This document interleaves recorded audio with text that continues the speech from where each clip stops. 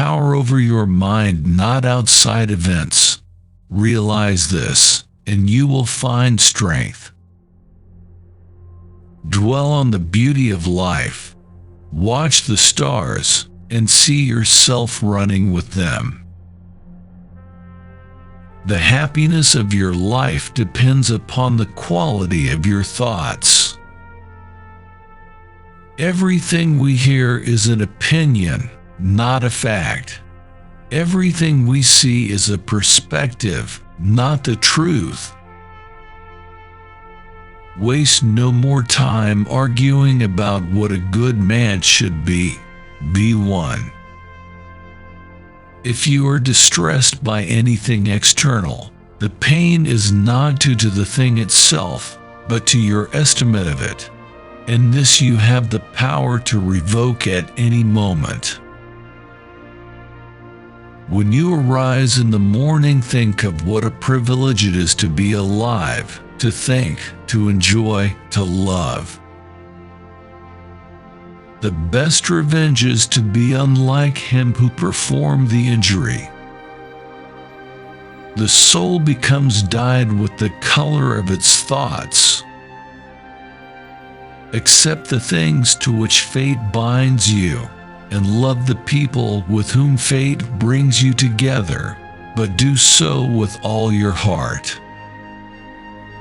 It is not death that a man should fear, but he should fear never beginning to live. Never let the future disturb you. You will meet it, if you have to, with the same weapons of reason which today arm you against the present. Our life is what our thoughts make it. If someone is able to show me that what I think or do is not right, I will happily change, for I seek the truth, by which no one was ever truly harmed. It is the person who continues in his self-deception and ignorance who is harmed.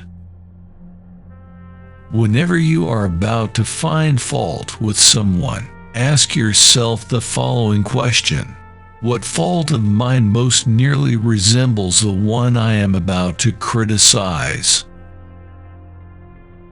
I have often wondered how it is that every man loves himself more than all the rest of men, but yet sets less value on his own opinion of himself than on the opinion of others.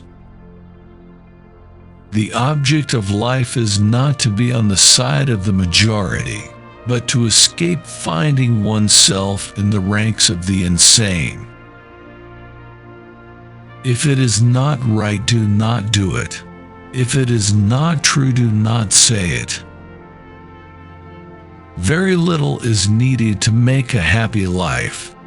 It is all within yourself and your way of thinking. The best revenge is not to be like your enemy. When you wake up in the morning, tell yourself, the people I deal with today will be meddling, ungrateful, arrogant, dishonest, jealous, and surly. They are like this because they can't tell good from evil. But I have seen the beauty of good and the ugliness of evil, and have recognized that the wrongdoer has a nature related to my own, not of the same blood and birth, but the same mind, and possessing a share of the divine.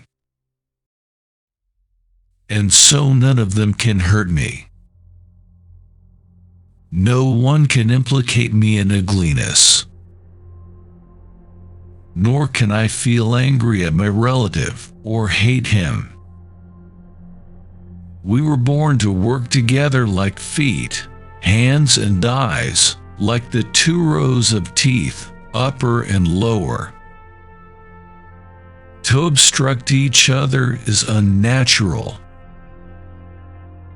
To feel anger at someone, to turn your back on him, these are unnatural. Reject your sense of injury, and the injury itself disappears.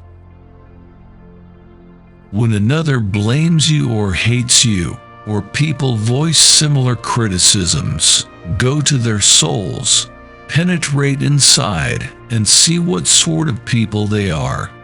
You will realize that there is no need to be racked with anxiety that they should hold any particular opinion about you. Live a good life. If there are gods and they are just, then they will not care how devout you have been, but will welcome you based on the virtues you have lived by. If there are gods, but unjust, then you should not want to worship them. If there are no gods, then you will be gone, but will have lived a noble life that will live on in the memories of your loved ones. How much more grievous are the consequences of anger than the causes of it? The first rule is to keep an untroubled spirit. The second is to look things in the face and know them for what they are. Do not act as if you were going to live 10,000 years. Death hangs over you. While you live, while it is in your power, be good. Here is a rule to remember in future. When anything tempts you to feel bitter, not this is misfortune, but to bear this worthily is good fortune. Look well into thyself. There is a source of strength which will always spring up if thou wilt always look.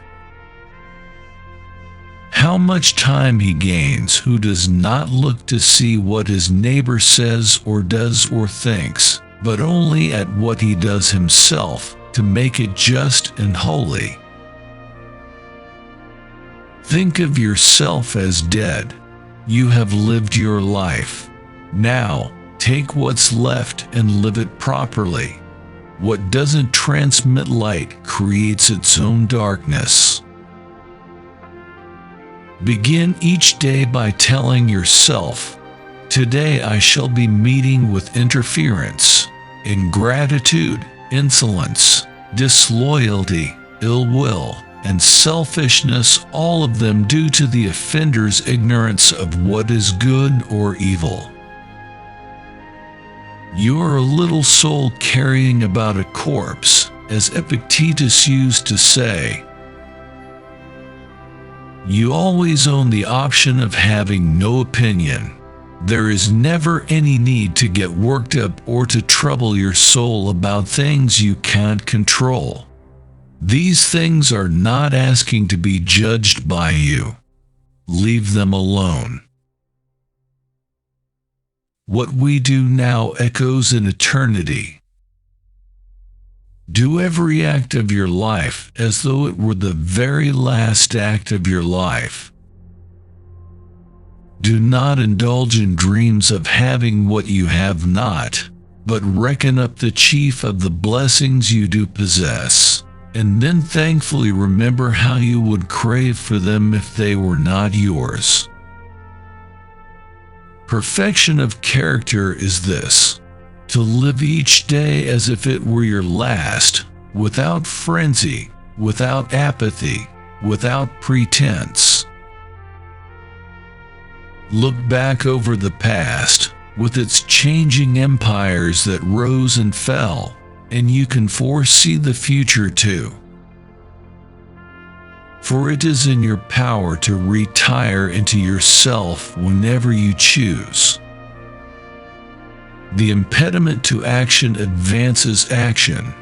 What stands in the way becomes the way. The universe is change.